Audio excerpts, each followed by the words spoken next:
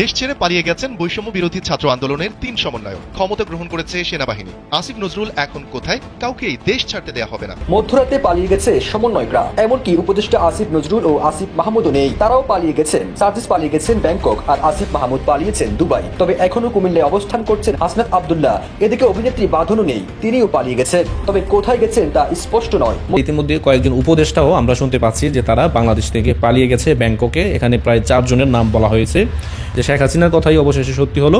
শেখ হাসিনা যা বলছিল তাই সঠিক ছিল। এবার বড় পরিবর্তন আসতে যাচ্ছে বাংলাদেশের শাসন ব্যবস্থায়, যা অতীতের 12টি সংসদ নির্বাচনের শাসন আমলের চেয়ে ভিন্ন হবে। ফেসবুকে বা দেশ জুড়ে বিএনপি বনাম সমন্বয়ক একটা অবস্থান চলছে। নাহিদ ইসলাম বলছিলেন যে 1/11 সরকারের একটা ইঙ্গিত তিনি পাচ্ছেন। ইভেন এই সরকার পতনের পরও এখানে একটা সামরিক শাসনের পরিকল্পনা। এই মুহূর্তে ক্ষমতালোভী জঙ্গি সর্দার খুনি ইউনূস নতুন করে ষড়যন্ত্রে মেতেছেন। তিনি সেনা প্রধান জেনারেল ওয়াকারকে দায়িত্ব থেকে সরিয়ে দিয়ে সেখানে তার 100% অনুগত একজন জামাতি লেফটেন্যান্ট জেনারেলকে সেনা প্রধান করতে চাইছেন।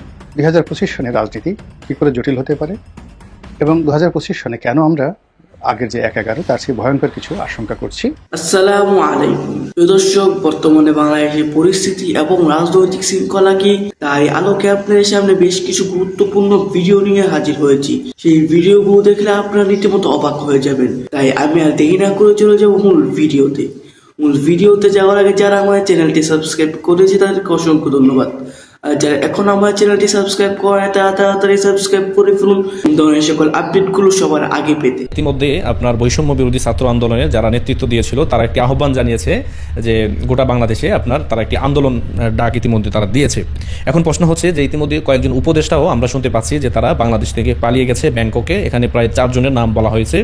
এটি আপনার সালাউদ্দিন ভাই নিশ্চিত করেছেন ওনার ভেরিফাইড ফেসবুক পেজ থেকে লাইভে এসে।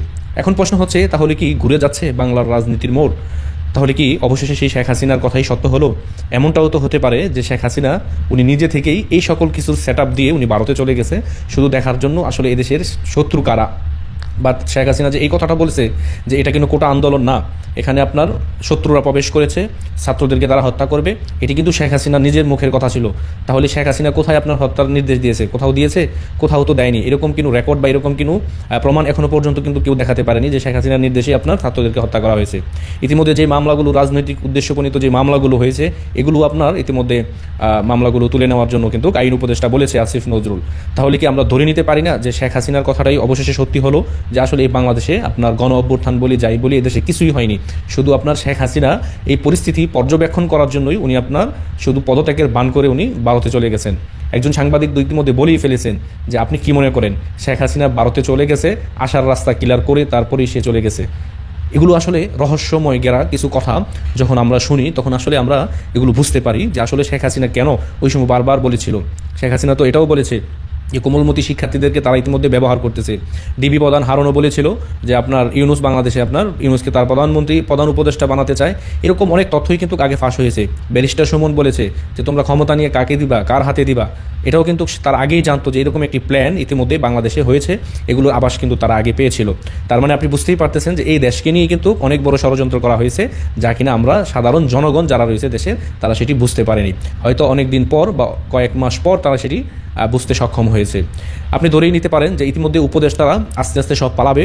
তারা ইতিমধ্যে এক একজন 1000-2000 কোটি টাকার মালিক ইতিমধ্যে তারা হয়ে গেছে এবং কি তারা বিদেশে গিয়ে আরাম আয়েসে তারা তাদের জীবনযাপন তারা উপভোগ করবে এবং কি তারা হিউজ পরিমাণের অর্থ বাংলাদেশ থেকে তারা পাচার করে ইতিমধ্যে নিয়ে গেছে এবং কি তারা এই টাকা দিয়ে তাদের পরিবার সহ তারা মোটামুটি তাদের আজীবন মানে তার মৃত্যুর আগ পর্যন্ত চলার মতন যেই অর্থের প্রয়োজন সেগুলো তারা ইতিমধ্যে এই 5 মাসে তারা ইনকাম করে ফেলছে। এখন যদি তারা বিশ্বের উন্নত যে কান্ট্রিগুলো রয়েছে সেখানে গিয়ে কিন্তু তারা স্থায়ীভাবে বসবাস করতে পারবে, কিন্তু দিন শেষে কারা আপনার হবে? এদেশের সাধারণ জনগণ। তাদের পকেট কেটে ইতিমধ্যে টাকা নেওয়া হয়েছে ব্যাড ট্যাক্সের নাম দিয়ে এবং কি যারা সাধারণ শিক্ষার্থী ছিল তারাও কিন্তু আপনার ক্ষতিগ্রস্ত হয়েছে এই আন্দোলনের মাধ্যমে। তাদেরকে 10টি টাকা সহযোগিতাও দেওয়া হয়নি, প্লাস তাদের নামে যে জুলাই ফাউন্ডেশন গঠন করা হয়েছে সেখান থেকেও কিন্তু তাদেরকে কিন্তু অর্থ দেওয়া হয়নি। তার মানে সার্জিস মলম বিক্রেতা সেই ইতিমধ্যে আপনার পদত্যাগী করে ফেলছে। তার মানে বুঝতেই পারতেছেন যে আসলে তারা ইতিমধ্যে পালানোর যে রাস্তা তারা সেগুলো আপনার তৈরি করতেছে। তারা ইতিমধ্যে জানে যে এই দেশে কি হবে এবং কি আগামীতে কি হবে এটাও তারা ইতিমধ্যে বুঝে ফেলেছে। তার মানে তারা যে এই রাষ্ট্রের শত্রু, দেশের জনগণের শত্রু, রাষ্ট্রের শত্রু, তারাও ইতিমধ্যে সেটি খেয়াল খেয়ে ফেলেছে যে আমরা আর আমাদের রক্ষা নাই, কারণ আমাদেরকে বাঁকতেই হবে, মানে পালাইতেই হবে, নাইলে এছাড়া আর কোনো রাস্তা আমাদের খোলা নেই। আপনি দেখতে থাকেন সামনে কি হয়, অনেকগুলো দেখবেন ইতিমধ্যে পালিয়ে গেছে, সামনে দেখবেন আরও অনেকগুলো পালাবে বাংলাদেশ থেকে। তখনই বুঝতে পারবেন যে তারা কত বড় বাটপার এবং কি টাউট ছিল। এদেশের মানুষের মন নিয়ে তারা ছিনিমিনি খেলছে, জনগণের আপনার ইমোশনকে তারা কাজে লাগিয়ে তারা আজকে হাজার হাজার কোটি টাকার মালিক হয়ে গেছে। এগুলো সামনে দেখেন না কি হয়, তাইলেই বুঝতে পারবেন যে শেখ হাসিনার কথাই অবশেষে সত্যি হলো, শেখ হাসিনা যা বলছিল তাই সঠিক ছিল। ইউনূস নতুন করে ষড়যন্ত্রে মেতেছেন। তিনি সেনা প্রধান জেনারেল ওয়াকারকে দায়িত্ব থেকে সরিয়ে দিয়ে সেখানে তার 100% অনুগত একজন জামাতি লেফটেন্যান্ট জেনারেলকে সেনাপ্রধান করতে চাইছেন। তিনি দেখেছেন যে অনেক বিষয়েই জেনারেল ওয়াকার তার প্রতি শতভাগ অনুগত নয়। যেমন জেনারেল ওয়াকার চাইছেন একটা দ্রুত নির্বাচন দেশে হোক। জেনারেল ওয়াকার চাইছেন ভারতের সাথে আমরা যেন কোনো রকমের সংঘাতে না জড়াই। এটি ডক্টর ইউনূসের পছন্দ নয়। ডক্টর ইউনূস এই মুহূর্তে নির্বাচন চান না। মুখে তিনি যাই বলেন, তিনি চান তার যতদিন ইচ্ছা তিনি ক্ষমতায় থাকবেন। এই যে যতদিন ইচ্ছে ক্ষমতায় থাকবেন, এর কারণে তার একটি শতভাগ অনুগত সেনা প্রধান দরকার, যেটা জেনারেল ওয়াকার থাকলে সম্ভব হচ্ছে না। এই জন্য তিনি সেনাবাহিনীর quarter master general lieutenant general Mohammad Faizur Rahman তাকে সেনাপ্রধান করতে চাইছেন। কে এই ফয়জুর রহমান? এই ফয়জুর রহমানের শ্বশুর হলো জামাতের সক্রিয় নেতা এবং ফয়জুর রহমান নিজেও জামাতপন্থী। কেন তাকে সেনাবাহিনীতে এই মেজর জেনারেল লেফটেন্যান্ট জেনারেল হতে দেওয়ার সুযোগ দেওয়া হয়েছিল এবং সে মেজর জেনারেল হয়েছিল শেখ হাসিনা সরকারের আমলেই। সেটি অনুসন্ধান করতে গিয়ে আমরা দেখেছি যে সাবেক সেনা প্রধানের বিভিন্ন কর্মক্ষেত্রে দায়িত্ব পালন করেছিল এই ফয়জুর রহমান। সুতরাং সাবেক সেনা প্রধান অনেকটা দায়িত্ব নিয়ে সেই সময়ে সরকারের সিদ্ধান্তের বাইরে গিয়ে এই ফয়েজকে মেজর জেনারেল করেছিল এবং আজকে তার ফল ভোগ করতে হচ্ছে সারা দেশবাসীকে। ইউনূস তার এই ষড়যন্ত্র বাস্তবায়ন করার জন্য আইএসআই এর 4 জন উচ্চ পদস্থ কর্মকর্তাকে বাংলাদেশে এনেছেন। আপনারা জানেন যে পাকিস্তান সেনাবাহিনী এই কুর ব্যাপারে খুব বিশেষজ্ঞ। কিছু হলেই তারা একটি নির্বাচিত সরকার বা জনগণের সরকারকে হটিয়ে দিয়ে আর্মিকে ক্ষমতা নিয়ে আসে। তো আইএসআই খুব গোপনে বাংলাদেশে এসেছে 21শে জানুয়ারি, কিন্তু এখন এটা সবাই জেনে গেছে এবং আইএসআই এর ক্যান্টনমেন্টে তারা ফয়জুরের সাথে বৈঠক করছে, ফয়জুরকে ব্যাগ দিচ্ছে। সেনাবাহিনীতে যে সক্রেটিস মাহফুজের যে হুজি গ্রুপটা আছে, যে জঙ্গি গ্রুপটা আছে, তারা ফয়েজের সাথে এবং আইএসআই এরা মিলে একটা ষড়যন্ত্র পাকাচ্ছে। কিন্তু ক্যান্টনমেন্টের অধিকাংশ জেনারেল, ব্রিগেডিয়ার জেনারেল থেকে শুরু করে লেফটেন্যান্ট জেনারেল পর্যন্ত অধিকাংশ জেনারেলই জেনারেল ওয়াকারের পক্ষে। এমনকি জুনিয়র অফিসাররাও অনেকে আমার সাথে যোগাযোগ করেছেন, কথা বলেছেন, তারা সবাই তাদের জেনারেল ওয়াকার স্যারের প্রতি সমর্থন ব্যক্ত করেছেন। এবং এই যে জেনারেল ওয়াকারকে সরিয়ে দিয়ে ক্যান্টনমেন্টের ভেতরে একটা ষড়যন্ত্র চলছে, এই বিষয়টি জেনারেল ওয়াকার নিজেও ওয়াকিবহাল আছেন এবং তিনিও এই ব্যাপারে সতর্কতা অবলম্বন করছেন এবং তিনি সহ তার অনুগতরা চাইছেন এই জামাতি লেফটেন্যান্ট জেনারেল ফয়জুরদের এই ষড়যন্ত্রটা ব্যর্থ করে দিতে। সো এই মুহূর্তে ঢাকা ক্যান্টনমেন্টে খুব ক্রিটিক্যাল সময় অতিক্রম করছে এবং দেশবাসীকে অত্যন্ত সতর্কতার সাথে পরিস্থিতি পর্যবেক্ষণ করতে হবে। আমরা দেশের বৃহত্তর স্বার্থে এই মুহূর্তে জেনারেল ওয়াকারকেই সেনাপ্রধান হিসেবে দেখতে চাই এবং কোনো জামাতি লেফটেন্যান্ট জেনারেল নয়, এবং ইউনূসের ষড়যন্ত্রকে কোনো অবস্থাতেই বাস্তবায়িত হতে দেওয়া যাবে না। তো আজকে এ পর্যন্তই। আপনাদের জানি যে আপনারা অনেক টেনশনে আছেন, ক্যান্টনমেন্টের অবস্থাও খুব একটা ভালো নয়। কালকে ঢাকার রাস্তায় অনেক ট্যাঙ্ক বেরিয়েছিল। তো এই অবস্থায় আমরা আশা করি যে ইউনূসের অন্য অনেক ষড়যন্ত্রের মতো এই ষড়যন্ত্রটিও ব্যর্থ হবে এবং এই জামাতি লেফটেন্যান্ট জেনারেল ফয়জুরের সেনাপ্রধান হওয়ার যে এই মুহূর্তের স্বপ্ন, সেটি ব্যর্থ হতে বাধ্য। দেশ ছেড়ে পালিয়ে গেছেন বৈষম্য বিরোধী ছাত্র আন্দোলনের 3 সমন্বয়ক। ক্ষমতা গ্রহণ করেছে সেনাবাহিনী। আসিফ নজরুল এখন কোথায়? কাউকেই দেশ ছাড়তে দেয়া হবে না। শুক্রবার দিনগত রাতে এমন গুজবে সয়লাব ছিল সামাজিক যোগাযোগ মাধ্যম ফেসবুক। এ রাতে একাই 3টি গুজব ছড়ান নিষিদ্ধ ঘোষিত ছাত্রলীগের সাবেক সাধারণ সম্পাদক সিদ্দিকী নাজমুল আলম। রাত 1:35 নিজের ভেরিফাইড ফেসবুক পোস্টে দেয়া এক স্ট্যাটাসে তিনি লিখেন, সব ভাগতেছে কেন? এর ঘণ্টাখানিক পরেই আরও একটি স্ট্যাটাস দেন ছাত্রলীগের সাবেক এই সাধারণ সম্পাদক, যেখানে তিনি দাবি করেন সার্জিস আলম ব্যাংকক, হাসনাত আব্দুল্লাহ কুমিল্লায় এবং উপদেষ্টা আসিফ নজরুল দুবাই। অর্থাৎ তারা যে পালিয়ে গেছেন এমন ইঙ্গিত দিয়ে স্ট্যাটাসটি লেখা হয়। এর মাত্র 9 মিনিট পর আরও একটি স্ট্যাটাস দেন নিষিদ্ধ ঘোষিত ছাত্রলীগের সাবেক এই নেতা। এবার তিনি প্রশ্ন করেন, আইন, বিচার ও সংসদ বিষয়ক উপদেষ্টা ডক্টর আসিফ নজরুল কোথায়? এই প্রতিবেদন তৈরির সময় পর্যন্ত তার ওই স্ট্যাটাসে প্রতিক্রিয়া জানিয়েছেন 10,000-এর বেশি মানুষ। এদিকে ফেসবুকে এমন গুজব ছড়ানো এবং কোনো যাচাই বাছাই ছাড়াই সেগুলোকে শেয়ার করায় সমালোচনা ও হাস্যরসের শিকার হয়েছেন সিদ্দিকী নাজমুল আলম সহ আওয়ামী লীগ ও দলটির অঙ্গ সংগঠনের নেতারা। আন্তর্জাতিক বার্তা সংস্থা এএফপির বাংলাদেশের ফ্যাক্ট চেক এডিটর কদরউদ্দিন শিশির সিদ্দিকী নাজমুল আলমের পোস্ট শেয়ার করে লিখেন, ভোর রাতে ঘুম ভাঙার পর টের পেলাম ঢাকার রাস্তায় কোনো মানুষ নেই, সবাই পালিয়ে গেছে শহর ছেড়ে। আমিও সকালে ঢাকা ছাড়ব। এদিকে নাজমুল ভাইয়ের সাথে জামাতে তাহাজ্জুদ আদায় শেষে ভোর 6টায় ধানমন্ডিতে ফুল দিতে যাবে বড়াপা। বিষয়টি নিয়ে একটি স্ট্যাটাস দিয়েছেন সাংবাদিক শাহেদ আলমও। লিখেছেন, আপার লোকজনের নাকি রাতে ভালো ঘুম হয়নি, ঘটনা কি, কিছু কি মিস করলাম? আর এমডি মিনহাজুল ইসলাম নামের একজন সাধারণ ফেসবুক ব্যবহারকারী লিখেছেন, শেষ পর্যন্ত গুজবের ওপর থেকেও বিশ্বাস উঠে গেছে আমাদের। এবার বড় পরিবর্তন আসতে যাচ্ছে বাংলাদেশের শাসন ব্যবস্থায়, যা অতীতের 12টি সংসদ নির্বাচনের শাসন আমলের চেয়ে ভিন্ন হবে। নির্বাচন ব্যবস্থা ও সংবিধান সংস্কার কমিশন যে প্রতিবেদন জমা দিয়েছে সেগুলো যদি বাস্তবায়ন হয় তবে বড় ধরনের পরিবর্তন আসবে বাংলাদেশের শাসন ব্যবস্থায়, এমনটি মনে করছেন বিশ্লেষকরা। 5 আগস্ট শেখ হাসিনার পতনের পর দেশের শাসন ব্যবস্থা অন্তর্বর্তী সরকার দায়িত্ব নিয়ে সংস্কারে হাত দেন, যার ফলে আগামীতে বাংলাদেশের শাসন ব্যবস্থায় ব্যাপক পরিবর্তন আসছে বলে মনে করা হচ্ছে। সরকার প্রায় 11টি সংস্কার কমিশন গঠন করেছে। 3 মাস ধরে মতামত সংগ্রহ করে কয়েকটি কমিশন ইতিমধ্যে প্রতিবেদন জমা দিয়েছে। এর মধ্যে নির্বাচন ব্যবস্থা ও সংবিধান সংস্কার কমিশনের দেওয়া প্রতিবেদন যদি বাস্তবায়ন হয় তবে শাসন ব্যবস্থায় ব্যাপক পরিবর্তনের সম্ভাবনা রয়েছে বলে জানিয়েছে বিশ্লেষকরা। অবাধ, নিরপেক্ষ, সুষ্ঠু নির্বাচন অনুষ্ঠানের লক্ষ্যে একটি কার্যকর ব্যবস্থা গড়তে দেশীয় সুপারিশ দিয়েছে নির্বাচন ব্যবস্থা সংস্কার কমিশন। সুপারিশ প্রতিবেদনে লেজর ভিত্তিক সংগঠন নিষিদ্ধ, দ্বিকক্ষ বিশিষ্ট সংসদ ও স্থানীয় নির্বাচন দলীয় প্রতীক না রাখার সুপারিশ রাখা হয়েছে। এছাড়া ইভিএম ব্যবস্থা বাতিল ও 40% ভোট না পড়লে পুনরায় ভোট গ্রহণের প্রস্তাব এবং না ভোটের বিধান প্রস্তাব রাখা হয়েছে। এছাড়াও নতুন দলে নিবন্ধন শর্ত শিথিল, সদস্য তালিকা ওয়েবসাইটে প্রকাশ বাধ্যতামূলক এবং অপরাধ ও সাজাপ্রাপ্ত লোকদের দলে সদস্য হতে না পারা, দলীয় তহবিল ব্যবস্থাপনায় স্বচ্ছতা নিশ্চিত করতে আয় ব্যয়ের হিসাব দেওয়ার কথা বলা হয়েছে। প্রার্থী মনোনয়নপত্রের সাথে 5 বছরের আয়কর রিটার্ন জমা দেওয়া এবং মিথ্যা তথ্যের প্রধানে প্রার্থীদের বাতিল হওয়ার সুপারিশ করা হয়েছে। দেশ স্বাধীনের পর থেকে এখন পর্যন্ত 12টি সংসদ নির্বাচন হয়েছে। প্রত্যেক নির্বাচনে জয়ীদের বিরুদ্ধে অভিযোগ ছিল বিরোধী পক্ষের। 12টির মধ্যে 4টি নির্বাচনে ছিল নির্দলীয় তত্ত্বাবধায়ক সরকারের অধীনে, বাকিগুলো দলীয় ও সামরিক অধীনে হয়েছে। নির্বাচনের কারচুপির ক্ষেত্রে শেখ হাসিনা সবকিছুর ঊর্ধ্বে উঠেছিলেন। আওয়ামী সরকারের আমলে সবশেষ দামি নির্বাচন হিসেবে দেশ বিদেশে পরিচিতি পেয়েছে। প্রথম নির্বাচনেও শেখ মুজিবের বিরুদ্ধেও ব্যাপক কারচুপির অভিযোগ আছে। 2025 সনে আমাদের রাজনীতি কোন পথে এগুচ্ছে? আপনি যদি মাঠের চালচিত্র দেখেন, দেশের প্রধান রাজনৈতিক দল বিএনপিকে দেখবেন যে 2025 সনের আগস্ট মাসের 5 তারিখে তারা নির্বাচন চাচ্ছে। এটি তাদের অফিসিয়াল বক্তব্য।